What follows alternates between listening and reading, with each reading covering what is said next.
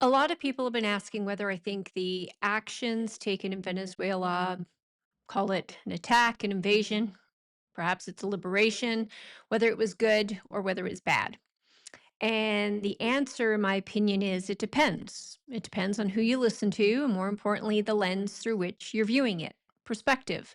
If someone approaches this purely from a military perspective, maybe they're approaching it strictly from a geopolitical perspective, or perhaps just an economic lens, then they're going to arrive, I think, at some very different conclusions. And that's to be expected. So, which is why I think it's still a little too early to say definitively whether this will ultimately be viewed as a success or a mistake, because I think the outcome is still unfolding.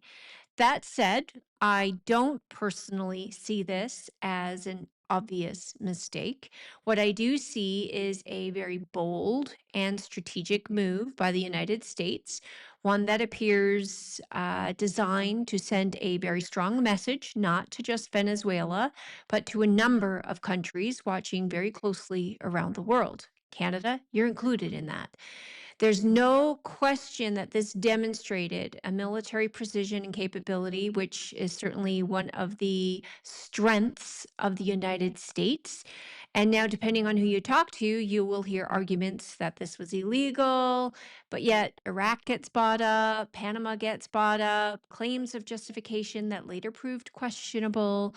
Those comparisons, too, are inevitable. So, depending upon what side of the fence you are, and politics is politics, no one side's going to agree with everybody else.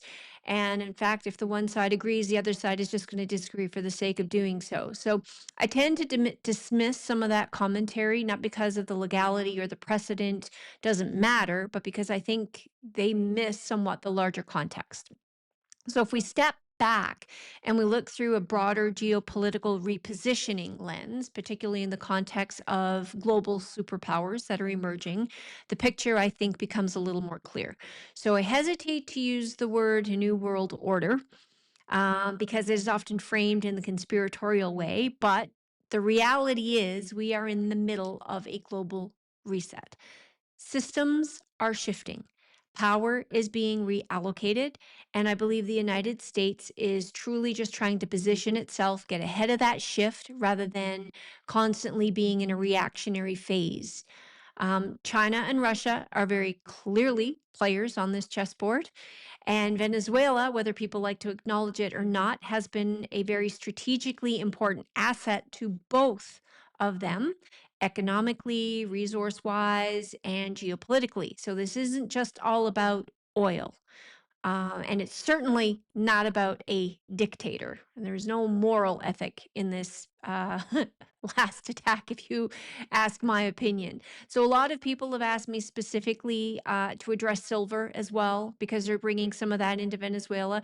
Well, the reality is, silver's been leaving that country for over a decade, primarily going to places like China, which has been hoarding precious metals. And this was reportedly a significant export literally the night before this invasion, liberation, whatever you want to call it, actually occurred. So silver isn't just money. Gold is often hoarded. It is a monetary tool, but silver is a critical industrial commodity. It's used in defense systems, it's used in electronics, cell phones, electric vehicles, renewable energy, and it has a wide range of industrial applications. And the supply is increasingly strained. Meanwhile, demand, because when geopolitical and market kind of instability occur, naturally people tend to look more towards silver and gold, hard physical assets. And so supply and, while it's continuing to be strained, demand is continuing to grow. And especially as economies push now more towards, these so-called green technologies and electrification. So when you look at the resources in the global economic context, it's not just about who owns them, it's about who controls the systems around them. So how they're extracted, processed. You heard Trump talk a lot about rare earth minerals and how they're not so rare. What's really rare is the ability to process them. So don't dismiss these types of things. The guess the devil is in the details here. So extraction, processing, transportation, finance, and then of course, international settlement. So that is all about leverage. And from that perspective, this moves less ideological and far more strategic than most people are giving it credit for. So in my view, and again, this is just my opinion, where I look and come at things, this could very well play out very favorable for the United States, and I suspect it will. But caution, I believe, is warranted. So power needs to be paired with some humility. And while this operation appears to have gone extremely well, and continuing down this path without diplomacy risks, I think, testing the limits of what the world is truly willing to tolerate. I think Russia and China are going to have their own systems and their own plays that they will make as a result of this. So, and I don't believe they're interested in military confrontation. I think that would be reckless on their part, and I don't think that's the game that's being played here.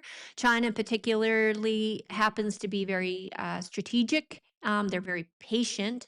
Most of their the things that they've put into place literally have taken decades. So while others refuse to lend to countries like Venezuela, China stepped in. They financed infrastructure, they built ports, they've embedded themselves in supply chains, and quietly just accumulated influence.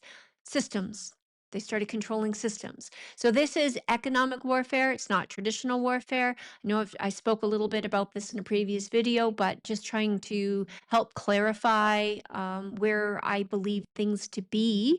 And the model going forward into a world that we're now currently entering is one where I think you'll see three major superpowers, three major economic blocks, and they are going to increasingly compete against one another.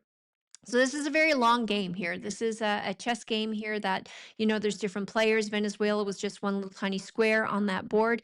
But one interesting aspect of the situation is that the existing government in Venezuela was left in place. So by many accounts, what followed looked more like, relief and a celebration of what's going on rather than a resistance or an overthrow or regime change, as some people are trying to imply this was. And I think if that assessment holds, then, which it seems like it was a very deliberate and intelligent decision, avoiding the optics, and the consequences of outright occupation. I think, this is going to be a good thing, but I think it's very important to remain cautious. So we don't want to see a precedent set here, where power alone just justifies intervention, even when there may be strong strategic reasons to do so. I think there's always second and third order consequences that aren't always immediately visible, and we don't know what all the risks, with moves like this, where they lie, what the repercussions are going to be, and the backlash. So Venezuela isn't just about oil. And it's, like I said before, it certainly is not about a dictator. This was no moral crusade here. This was economic. It's leverage, and it's about restricting access to critical resources by competing powers. So warfare has changed. There's no longer about boots on the ground. I think it's about supply chains. It's about finance.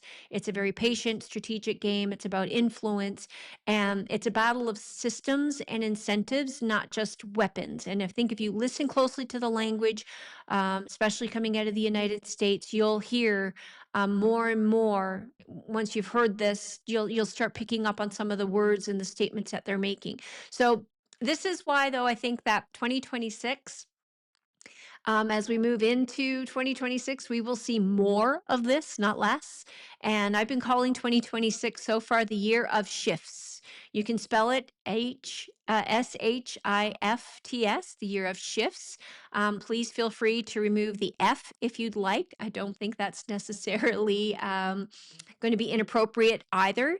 But politically, geopolitically, economically, I think we're going to see significant changes this year. I think markets are going to surprise people. I think power structures are going to be tested. And I think a lot of what's happening isn't yet fully understood, and it surely is not yet fully visible. political. So between Wall Street and the powers in London, China, BRICS, shifting monetary systems, shifting political power, I think there is going to be no shortage of developments to watch and discuss. So that's my 2 cents. I do believe this has been a very bold, very calculated move that did work in favor of the United States. And we have to start looking at things, I think, from a perspective of Western Hemisphere, vice everybody else, which we're going to have a conversation here at some point about Canada, about our Arctic, about Greenland. Those things are not going away. Same sort of struggles, problem for economic positioning is going to apply to all of those countries. And you're going to have to figure out what side of that we want to reside. So I'm not a neocon. I certainly don't support war, but I do recognize that the global framework that we're living and have lived under for decades is changing. And as it changes, strategies are going to change with it. So the fact that this action appears to have been very precise, very limited, very targeted, relatively restrained, I said, does say something, in my opinion, about the intent. But I would like to say proceed with caution. God bless you all.